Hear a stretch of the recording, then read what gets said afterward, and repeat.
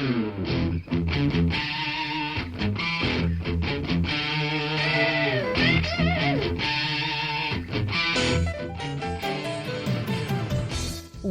to Thriving Entrepreneur with your host, Steve Kidd, third-generation minister and 30-year business coach. Listen in as amazing, world-changing authors, speakers, and coaches share their struggles and victories. And hear from best-selling authors' insight into how you too can live your life as a thriving entrepreneur. This is Steve. Welcome to Thriving Entrepreneur. Thanks so much for being with us here today. I so appreciate you. So glad for every moment that we get to spend together to be the best version of ourselves, to share our insights with one another. I look forward to hearing back from you. You can do that always on your favorite social media by hashtagging Thriving Entrepreneur. Join in as part of the conversation. You can also make comments if you're listening at wehelpyouthrive.com. It is a blog post style, so you can definitely comment, and we would love to have you as part of the conversation. Today we are really talking about insights in life.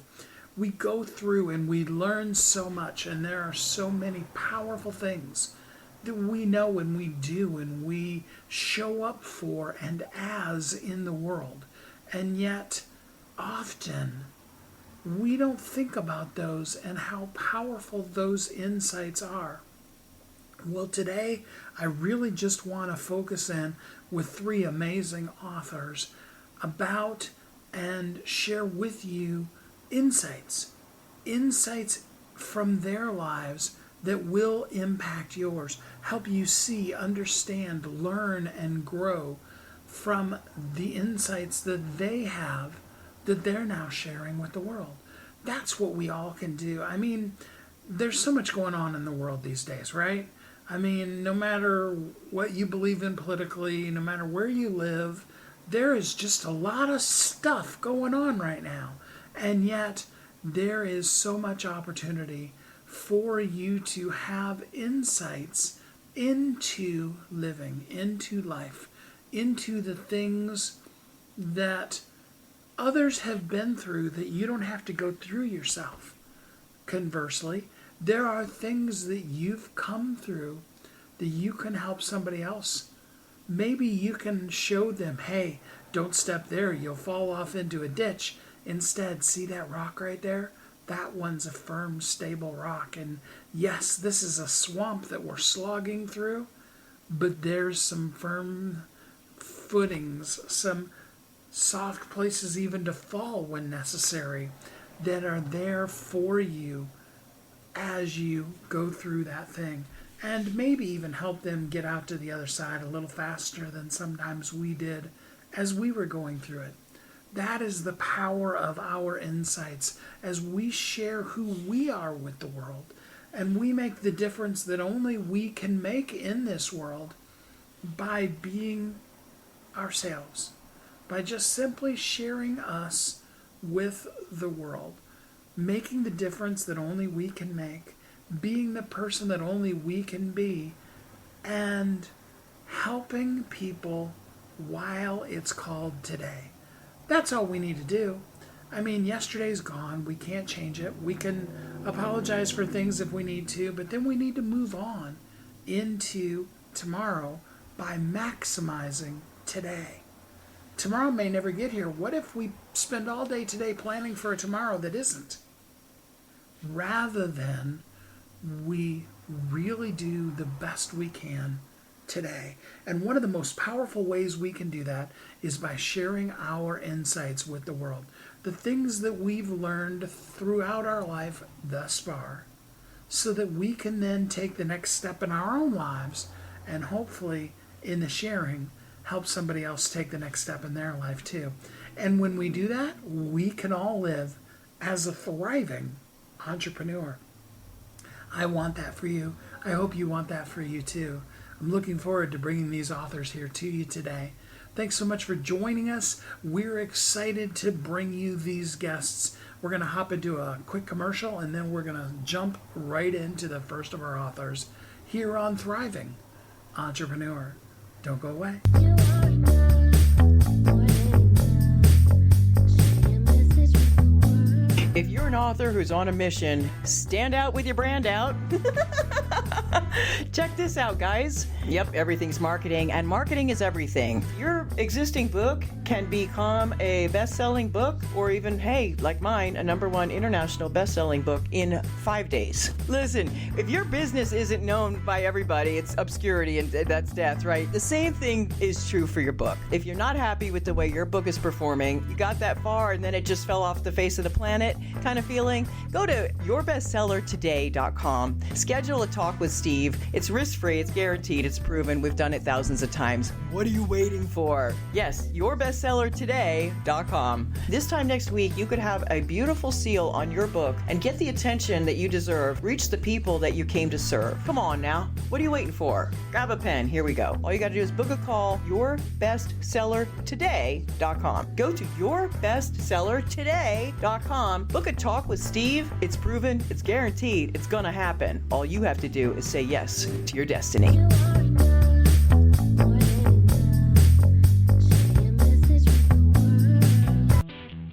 Welcome back to Thriving Entrepreneur. This is Steve. Welcome back. Thanks for listening to Thriving Entrepreneur. And I really appreciate you being here.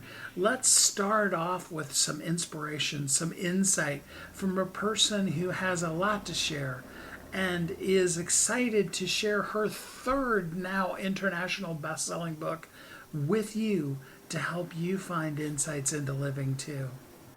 Join me in welcoming Zeinab and Cliff. Hey Zeinab, how you doing today? Very well, thank you. How are you? I'm doing great, thanks.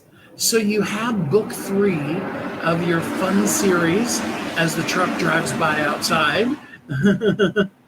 Yeah. It is called Rhapsody of Love, a spiritual journey from rummy to oneness with all. Tell us a little bit about, first, just about who you are as a person. Well, I am a retired clinical psychologist and a life coach. Now, since 1994, I've been converted my life to writing poetry, especially Sufi poetry, spiritual poetry. And I have at least 9 books. 4 of them are on iTunes and 2 on best-selling on Amazon. Hopefully this will be another bestseller. Perfect. So this book, Rhapsody of Love, what inspired this for you? What inspired it is the lockdown. When we were in lockdown, I joined the Clubhouse. It's a wonderful social media like Facebook and so on, but it's so nice because it really answered the boredom that we were experiencing during lockdown. And what it is, it's a very interactive social media. So you see pictures of people and you hear their voice, but you don't see them. So you could be sleeping, you could be in your nightgown, but you can still talk. And so you develop relationships through that. So I happen to have bumped into 3 beautiful rooms there. One of them is called Pause, Breathe, and Reflect, hosted by Michael O'Brien. And that was more for meditation. And the second one was the Miracle Morning, which is Hal Elrod with his the Miracle Morning books and movement.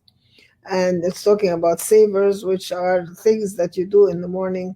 Like, you have silence, you have meditation, you have affirmations, you have gratitude, you write, you journal, and you exercise. So if he found that if the most successful people did that early in the morning, and so they had a very comfortable and successful life. So that was one that really helped me develop my voice and talking in public and so on, because before that I was a little bit shy as a psychologist and a coach.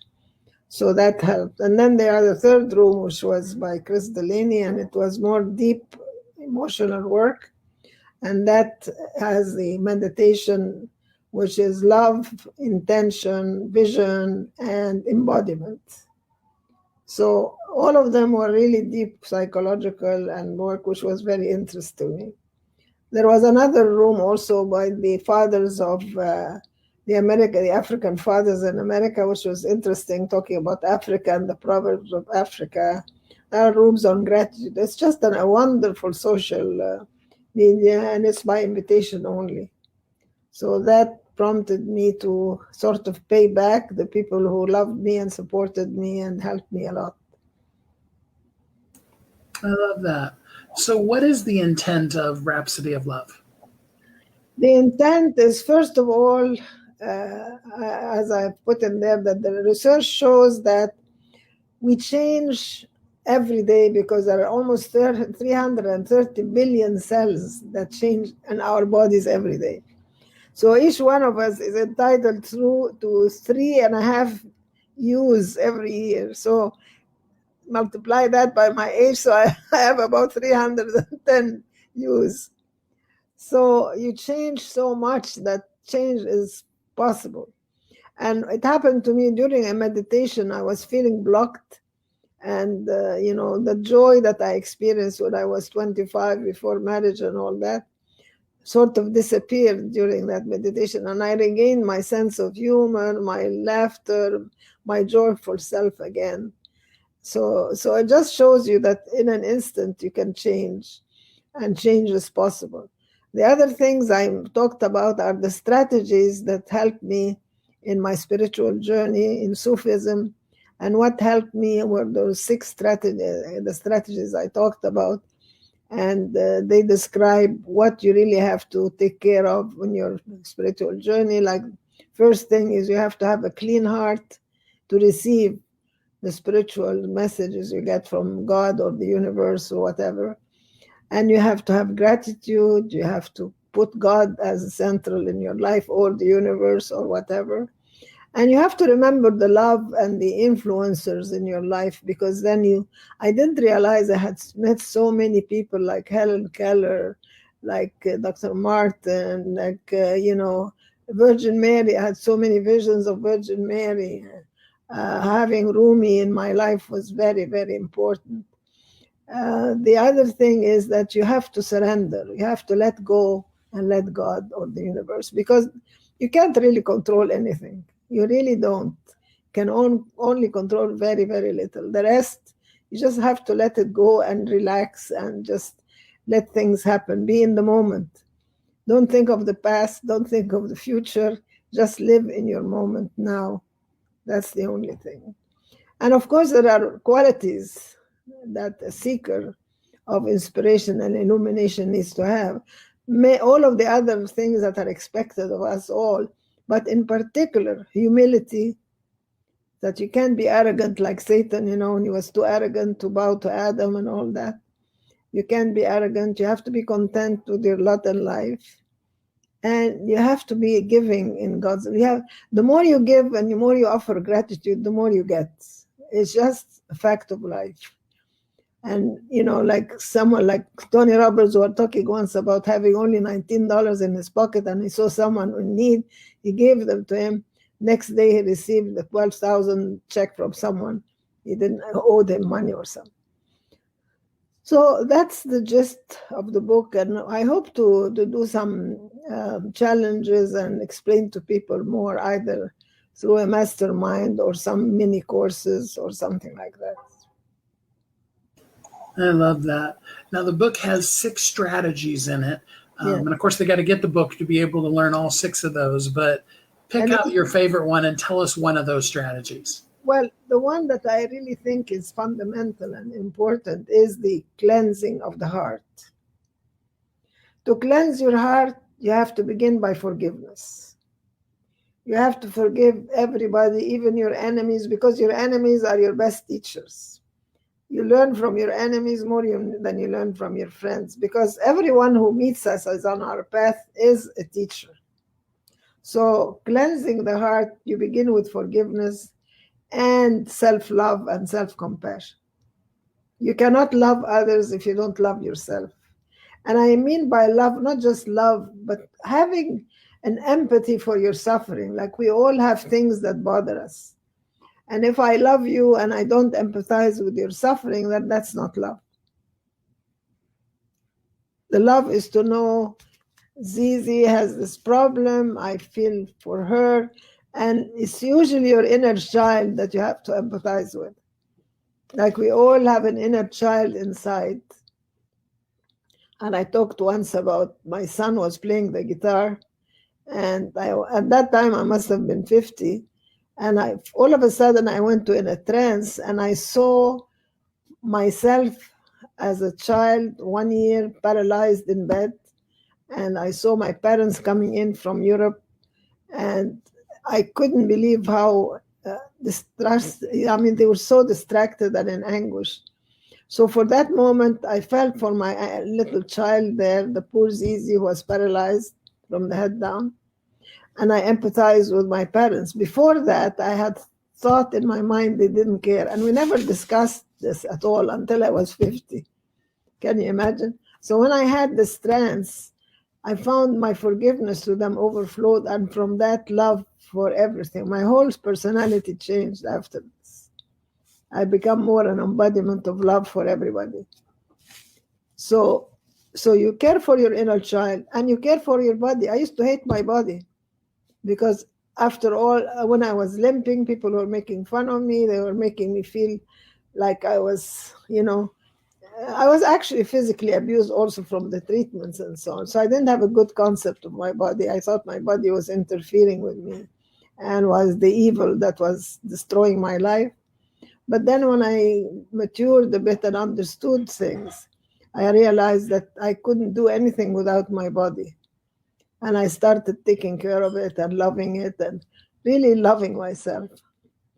So I think that 3 critical things here are the forgiveness, the self-love, and taking care of that inner child. Taking care of it. That's the main one, I think. I love that. Absolutely. So for somebody that wants to begin their spiritual journey today, what is step 1? What do we do to just start out on that journey towards our oneness with all? That's the forgiveness. Okay. Absolutely. You have to start by making a list of the places, of the people, of the foods, everything you don't like in your life. And then you start maybe in the mirror, gradually every day you look in the mirror and say, I forgive you, Zizi, for disliking this. You forgive yourself for not liking these people first. And ask for forgiveness, even if these people were dead. You pretend they're in front of you and say, Dad, please forgive me. I didn't understand, or mother or sister or friend or enemy. And you pretend that they're in front of you and you're asking them for forgiveness. And if you're angry with someone so badly, I suggest that you take a paper and pencil and start writing in the worst language possible that you don't want anybody to know.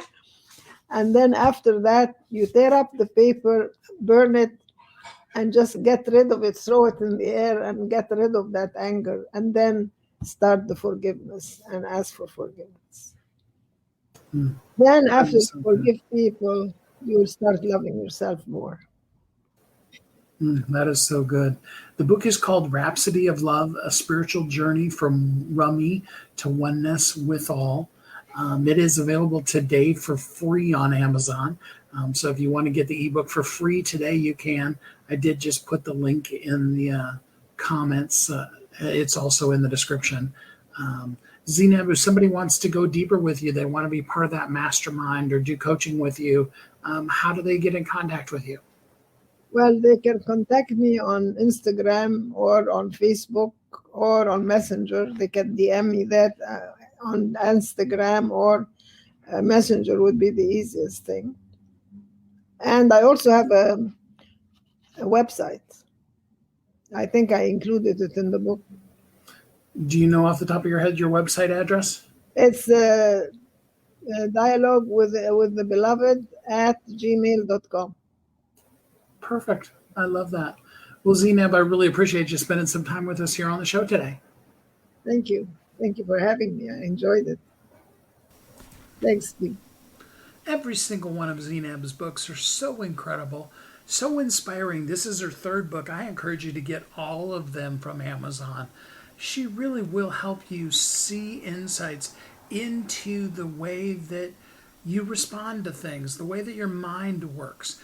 She is a professional psychologist, but also then uses the beautiful, incredible poems that she writes to help you see life and love and promise and hope. And yeah, even in some cases, peace. It's really worth it to get all three of Zeinab's books, and I hope that you will go to Amazon and get them so that you can use the insight that's in them to live every day of your life as a thriving entrepreneur.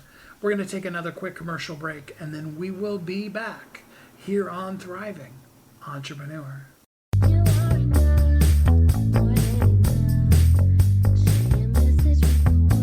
If you're an author who's on a mission, stand out with your brand out.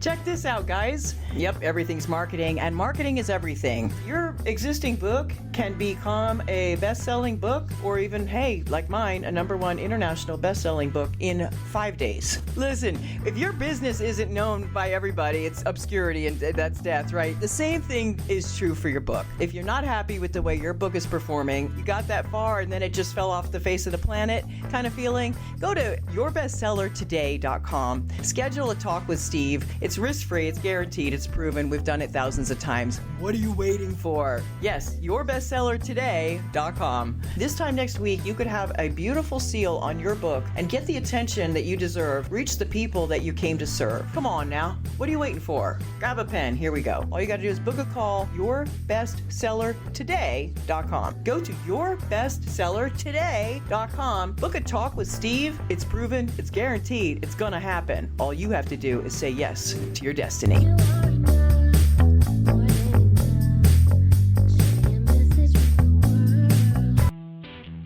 Welcome back to Thriving Entrepreneur. This is Steve. Welcome back. As we're looking at some insights that can help you be a better version of yourself. In the first segment, we, of course, were talking with Zeinab about her poetry and stuff like that. Now we want to move on to our next international best-selling author and learn some things that we can do that will transform our lives and our businesses to be more powerful, to show up better in the world, to make that impact that only we can make, to do the things that only we can do, and yes, to share our insights with the people who will learn and grow and thrive from them. Let's listen to this next author. Join me in welcoming Rusty Galliard. Hey, Rusty, how you doing today? Hey, Steve, I'm great. Happy to be here. Yeah, so tell us a little bit about you and what you do in the world. Yeah, I'm a transformational coach, and I've been in this field for a couple of years. But before that, I had a 25-year successful career in business. I spent about half of that time working at Apple. I was the worldwide director of finance there. Went to Stanford Business School, so I had a very traditional kind of business-oriented career, and left that a couple of years ago to become a coach, which has been wonderful. I love helping people achieve their goals in life. It's just been a real honor. That's awesome. That's a couple of really big companies too that you worked with. I mean, not like you've never heard of this company before. Yeah, I grew up in a family where my dad worked at the same company for 35 years, and that was his model of success. That's what a successful career meant to him. Find a good company and stay there. When I told him I was leaving Apple, I had been there for about 13 years, and I told him I was leaving to become a coach. And he got little tears in his eyes because it was such a deviation from what he thought was the right path. And then I talk about this in my book because, which is Breaking the Code, because in a way we've all been programmed about what does a good life look like. And that was the programming I got. I just inherited that belief about what is a good career. And it's to stay in your field, just to keep doing what it is that you've done. Find the good company and stick with it. And I was at Apple for 13 years, and Apple's a great company, and I had a good job and all of that. But I eventually realized it's not what I wanted to be doing with my life. But I had to break through that whole pattern, that belief system around this is what success looks like, in order to change directions. That's really tough to do, especially when you know what kind of an impact that has on parents that you love and respect to go your own way anyway. I know, and this is the great irony is, of course, our family loves us dearly and they want nothing but the best of us for us. They want nothing but the best for us, but they think about that through their lens of what is the best for us, not through our lens. Of course, they can't. They don't know. They don't have our lens. But that's the great irony of it is, if I had talked about this early on with my dad, he would have discouraged me from leaving Apple. And so I deliberately made a choice not to talk to him about it until I was clear that this was what I was going to do and, on my timeline and all of that. Once I was solid in it, then I was easier to share it with my family. So it's it's a little bit of an irony that the people who are closest to us and who love us and support us the most often can be a source of resistance when it comes to us moving forward and making a change in life, just like you just observed and described. That's so true. And the book is called Breaking the Code, Stop Looking for Answers and Start Enjoying Life. Tell us a little bit about what inspired you to write the book. Oh, it's been a journey. My inspiration really is that for a long time, I was in this place of looking for answers. But it was looking for answers inside of this paradigm that I was living from, which is this, successful business person, continue to be successful in my career, but it felt like something was missing. Like there was some element of meaning and purpose in my life that wasn't there. But I was looking for that inside of this existing paradigm and I couldn't find it. Like, how do I find another corporate job that has more meaning and purpose? Or go work at a startup, or even be a consultant. And none of those really satisfied my desire for more meaning. So breaking the code is about stepping outside of that paradigm. You've got to step out of your paradigm. And when you do that, all of a sudden, now becoming a coach was a possibility. It wasn't even possible for me when I was inside of that old paradigm. And so for me, the inspiration to write this book is I found this path out of this kind of breaking out of this set of rules of the way I thought life had to work and the way I had to work and go through life. And when I was able to break out of that for myself, I wanted to share it with other people. So that's fundamentally what I do as a coach. And it's also the inspiration for this book, which is you don't have to follow the rules that were laid out for you. So many A players, so many A students, people who've done well in school, who've done well in work, they've checked all the boxes, they do everything they're supposed to do, but then they don't feel totally satisfied. They still want a deeper sense of meaning and purpose, but don't know where to find that because they've done everything they were supposed to do. That's where this book comes in, and that's where the inspiration for the book came from. There are so many good nuggets of truth, things to learn from in the book. But let me ask you my always unfair question. Which is your favorite child? No, not really. But what is your favorite part of the book? Wow, that's such a great question. Can I answer the whole thing? Sure. It's kind of cheating, but sure. Yeah. Well, so, it was interesting. I was in a conversation with someone recently about the book who had just read it and he loved it. And he said for him, what was most powerful was I lay out this process of how do you break the code? And I use the acronym CODE. And the C stands for confront. And it means you have to confront both the reality of your own life and your beliefs about what is possible. So the confronting the reality of your life means to look honestly at, are there some parts of your life that are not working the way you want them to work, where you're not as satisfied as you would like them to be? That could be your career, but it could also be how much free time you have, the depth and quality of your relationships. It could be your health, it could be in any one of those areas, but you have to look honestly at what's not working in life. And that takes some courage because who really wants to open their eyes and say, yeah, that's not the way I want to be living. It takes some courage to do that. So confronting those parts of your life that are not working the way you want, and then confronting your belief system around all the reasons why that's just the way it is. I don't have time. Well, that's what an important and high responsibility job means. It demands that kind of hours.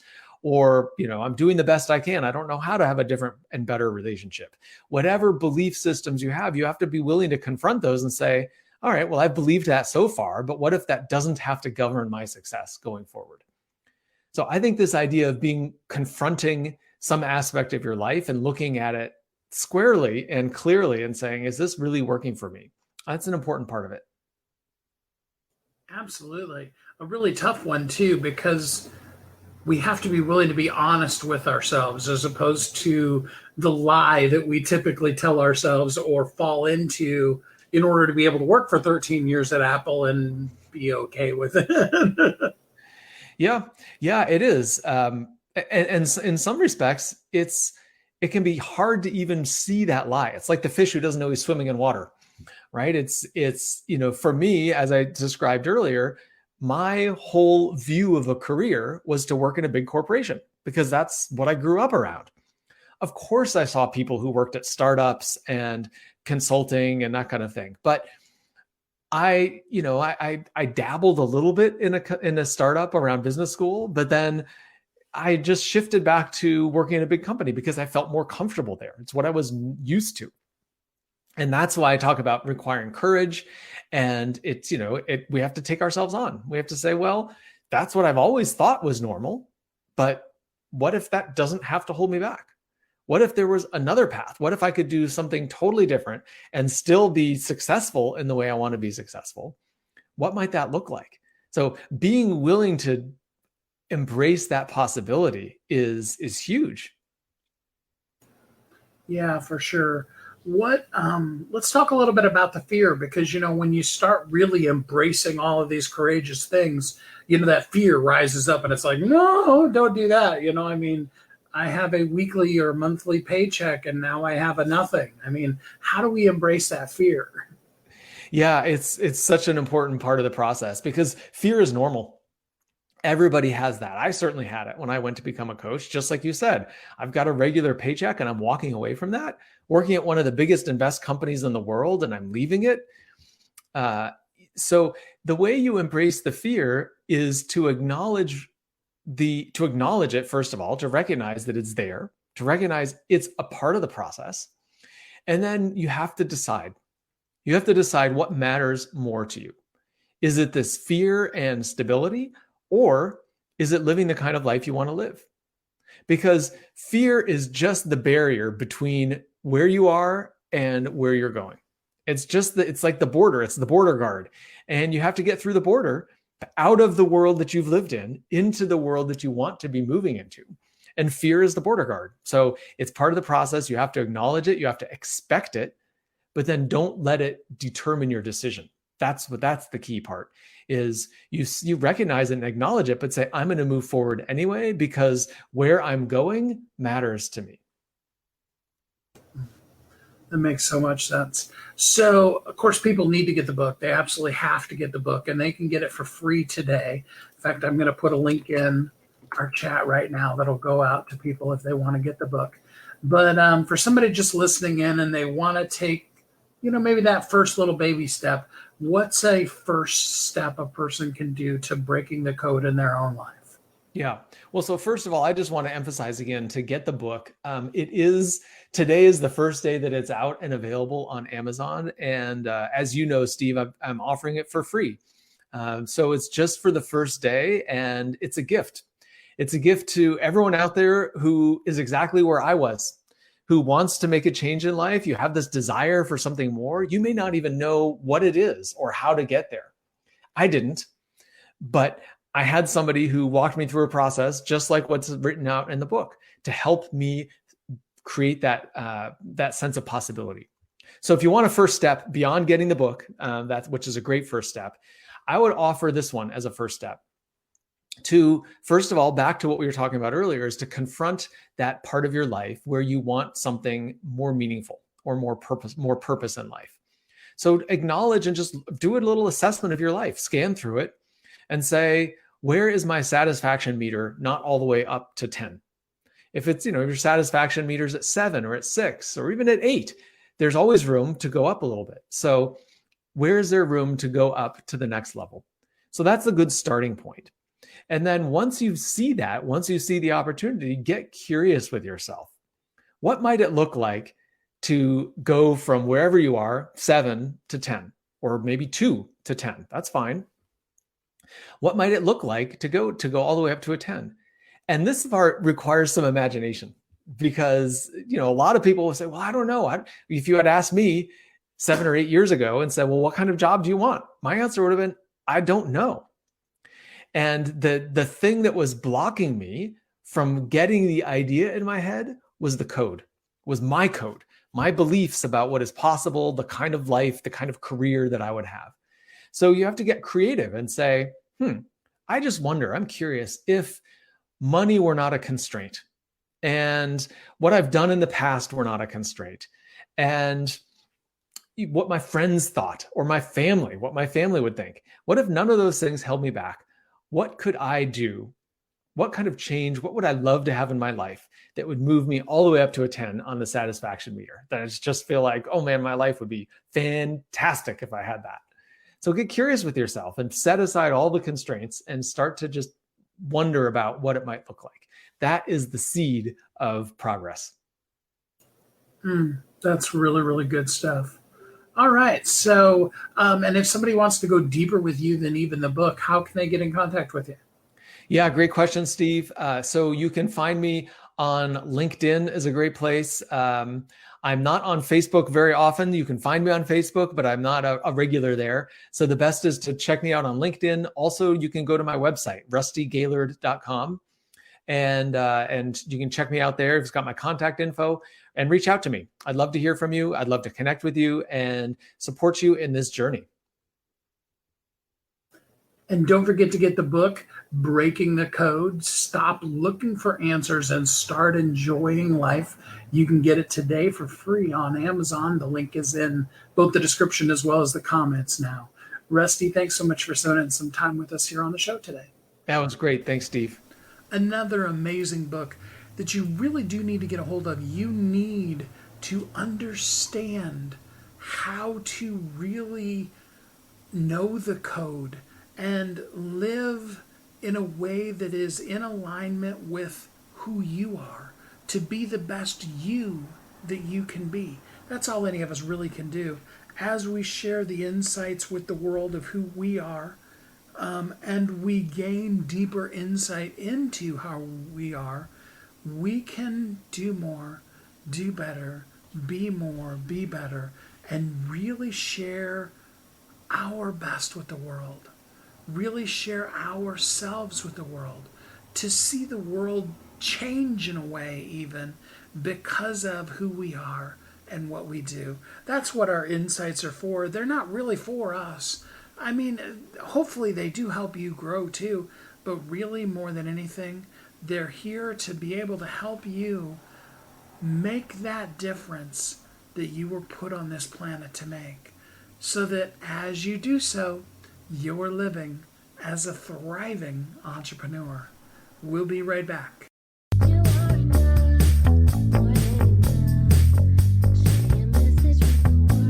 If you're an author who's on a mission, stand out with your brand out. Check this out, guys. Yep, everything's marketing, and marketing is everything. Your existing book can become a best-selling book, or even, hey, like mine, a #1 international best-selling book in 5 days. Listen, if your business isn't known by everybody, it's obscurity and that's death, right? The same thing is true for your book. If you're not happy with the way your book is performing, you got that far and then it just fell off the face of the planet kind of feeling, go to yourbestsellertoday.com. Schedule a talk with Steve. It's risk-free, it's guaranteed, it's proven. We've done it thousands of times. What are you waiting for? Yes, yourbestsellertoday.com. This time next week, you could have a beautiful seal on your book and get the attention that you deserve. Reach the people that you came to serve. Come on now. What are you waiting for? Grab a pen. Here we go. All you got to do is book a call, yourbestsellertoday.com. Go to yourbestsellertoday.com. Book a talk with Steve. It's proven, it's guaranteed, it's gonna happen. All you have to do is say yes to your destiny.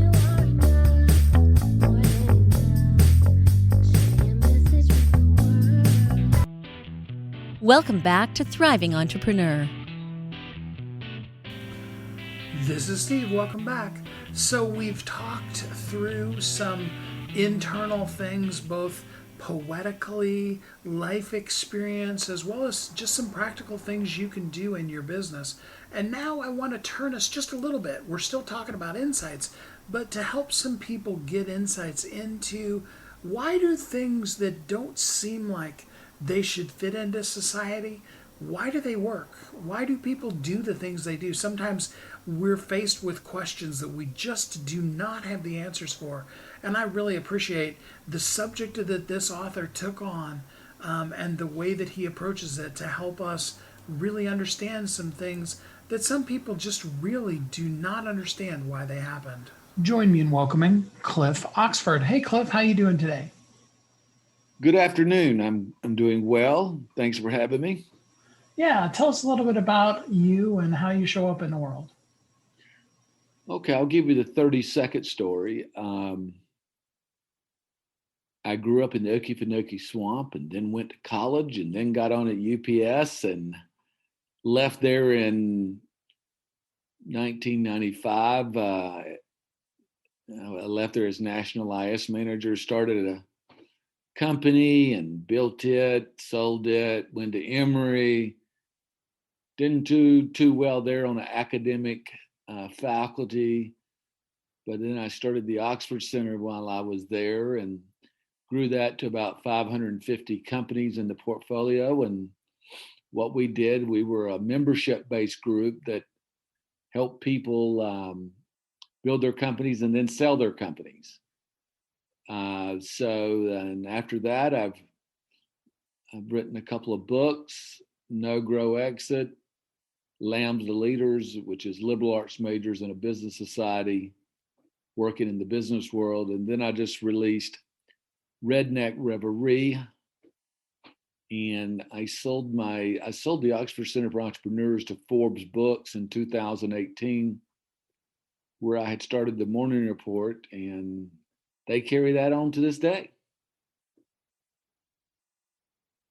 That's pretty awesome. So your new book, you said it's called Redneck Reverie. Tell us a little bit about it. What's it about? Well, it's about, I grew up in the southern Georgia in the Okefenokee, and what it's about is basically how the Trump phenomenon was not that a bunch of crazy racist people elected him. I think, unfortunately, we have some of that element in all parts of society. But the big thing was he ran a pretty good marketing campaign while everybody else was running a political campaign. And he had 45 years that had already occurred that really helped him out. And so Redneck Reverie was basically answering the question, how could anybody ever vote for him? Now, it was not a pro-Trump book or an anti-Trump book, but I used the growing up there and how it was kind of country sunshine to where today it's community squalor. The parts of the country is hollowed out. And that's what set him up to run a marketing campaign. So explain to us the difference between marketing yourself to be president and running an election campaign. That's an interesting question. Yeah. A political campaign was, I give you, many of the Republicans were saying we have to, be more open to all parts of society, Latinos, African Americans, and they really were licking their wounds after Obama beat Kerry. I should say beat. It was who did he? Well, Romney, and so everybody was trying to expand the tent. That's a political campaign. A bigger tent is a political campaign. A marketing campaign was he looked at it and said, "Look, there's 16 of us in here. I don't need to expand the tent. I really I need a niche, not a tent." And so he went and really did things to cultivate that niche and actually collapse the tent. But when you in a multi-race and it's not one versus one, that's what got into the Republican primary. So just like McDonald's goes, they don't try to go after fine dining They don't try to go after they go for fast food. In fact, every time McDonald's tries to expand the menu with gourmet items or salads, their sales go down.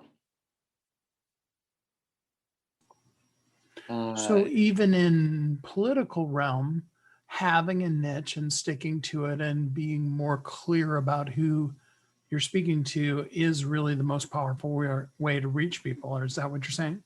That's what I'm saying, especially in a 16-person race. I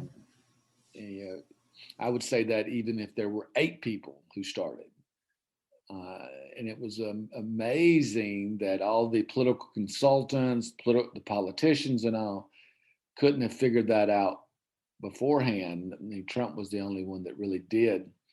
And he ran a niche campaign. Like I'm running a marketing campaign.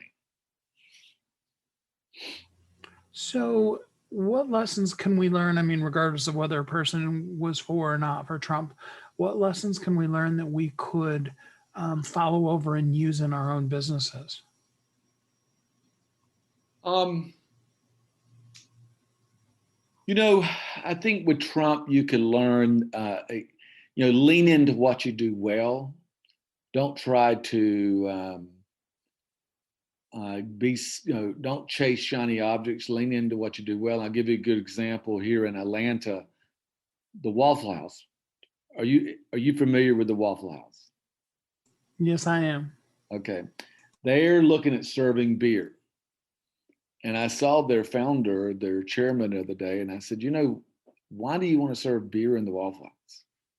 Well, sales are way down. And I'm like, stick with fast, greasy, cheap food and make sure you keep that customer and don't run off new customers.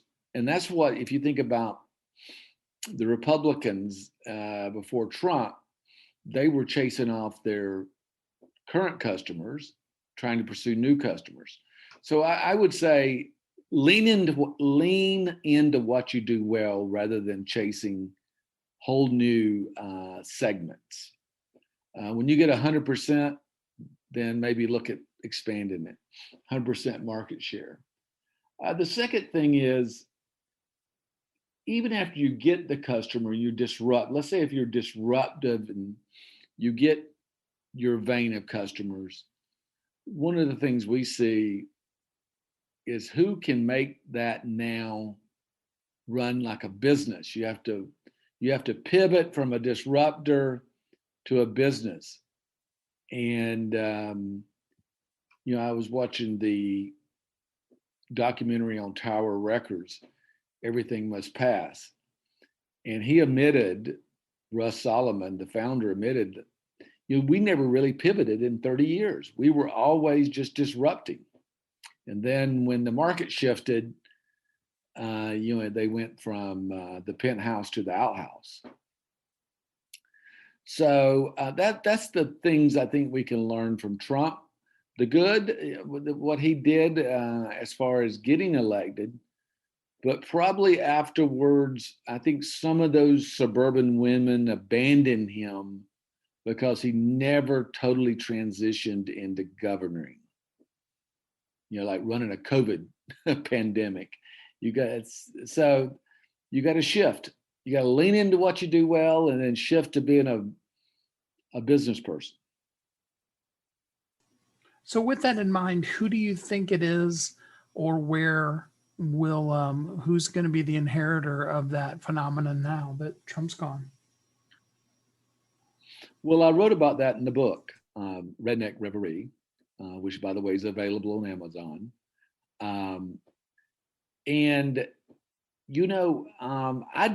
It's not transferable, would be my answer. It's all these people who think they're going to inherit that group are sadly mistaken.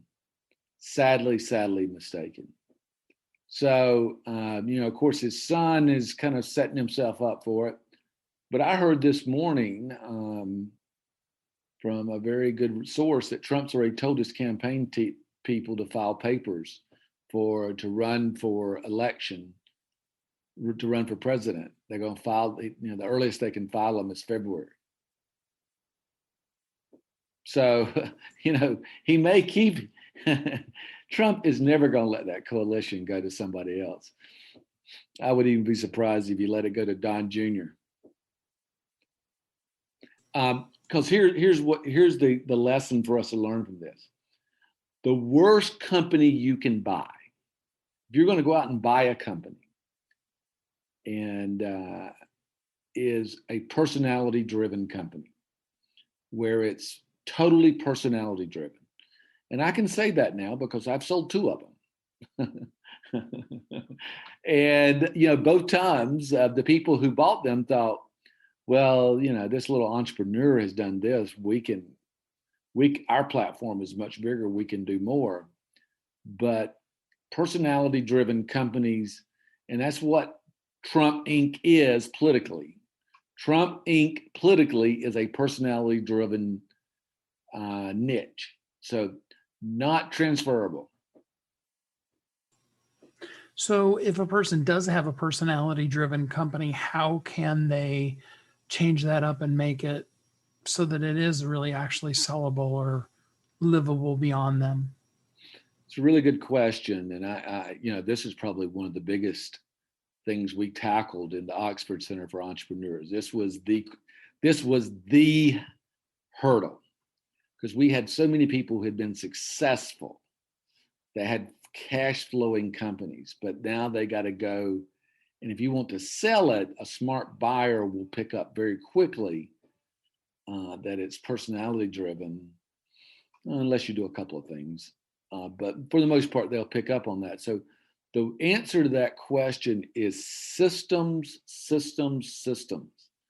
You have to put systems in. Now, the first company, it was personality, but we got up to 550 people. So it was less so because we had to get the systems to get the 550 people.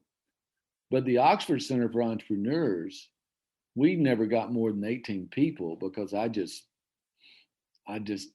didn't want to have the hassle of scaling it and systematizing it, because I know how much work that's a lot of work, by the way.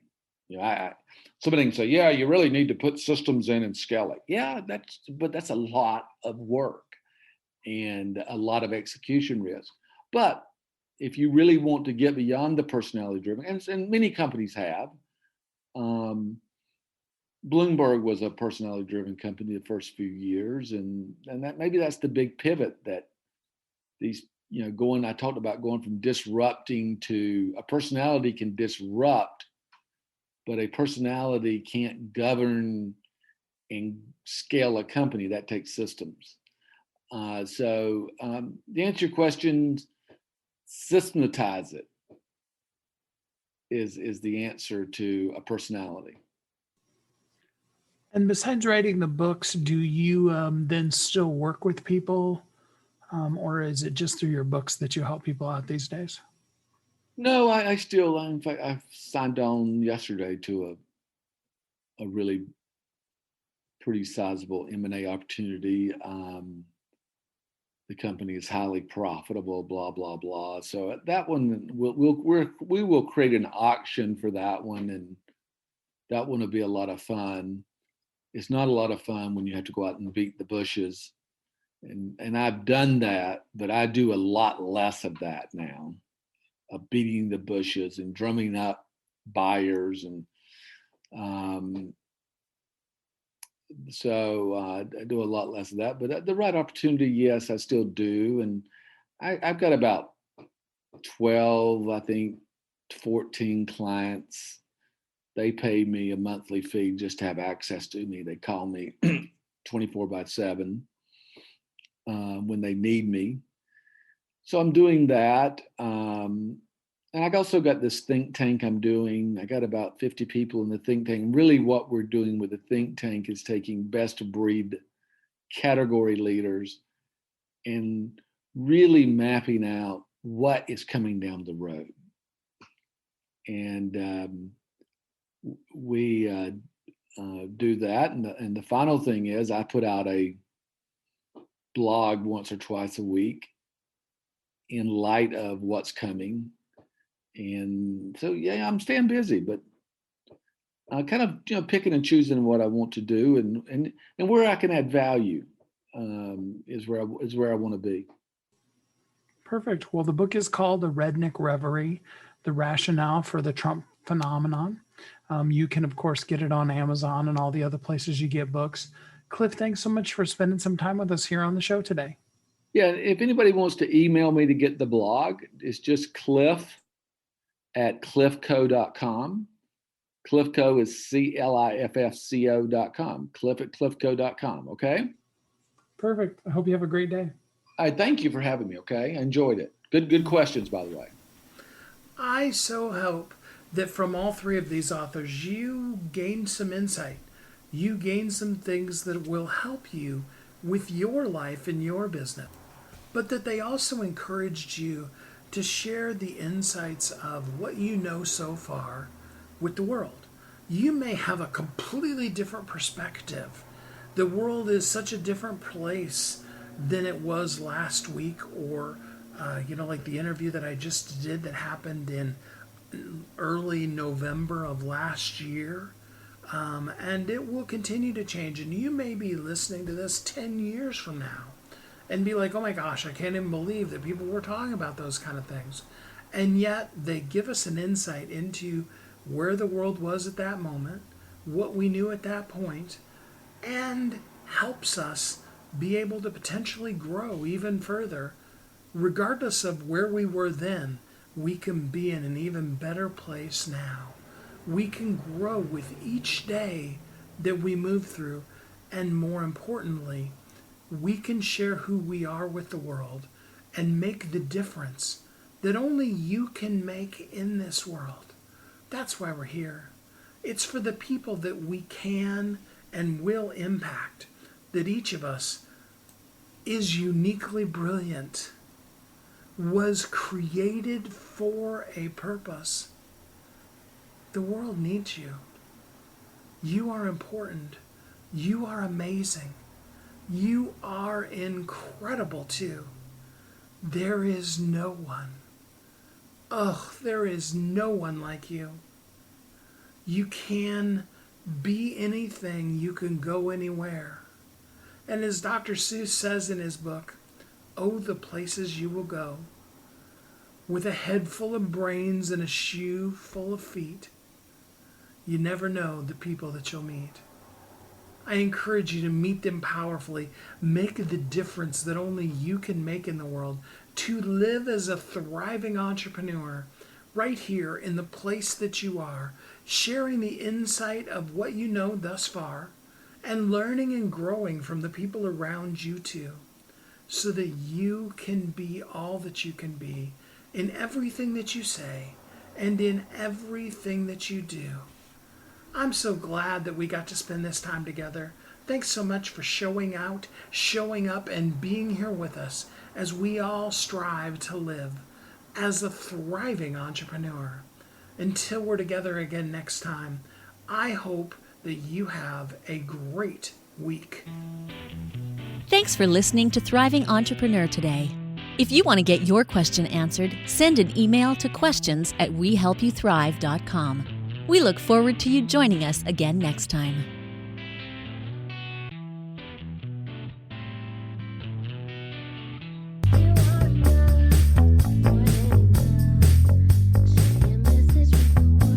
If you're an author who's on a mission, stand out with your brand out. Check this out, guys. Yep, everything's marketing, and marketing is everything. Your existing book can become a best-selling book, or even, hey, like mine, a #1 international best-selling book in 5 days. Listen, if your business isn't known by everybody, it's obscurity, and that's death, right? The same thing is true for your book. If you're not happy with the way your book is performing, you got that far and then it just fell off the face of the planet kind of feeling, go to yourbestsellertoday.com, schedule a talk with Steve, Steve. It's risk-free, it's guaranteed, it's proven. We've done it thousands of times. What are you waiting for? Yes, yourbestsellertoday.com. This time next week, you could have a beautiful seal on your book and get the attention that you deserve. Reach the people that you came to serve. Come on now. What are you waiting for? Grab a pen. Here we go. All you got to do is book a call. yourbestsellertoday.com. Go to yourbestsellertoday.com. Book a talk with Steve. It's proven. It's guaranteed. It's going to happen. All you have to do is say yes to your destiny.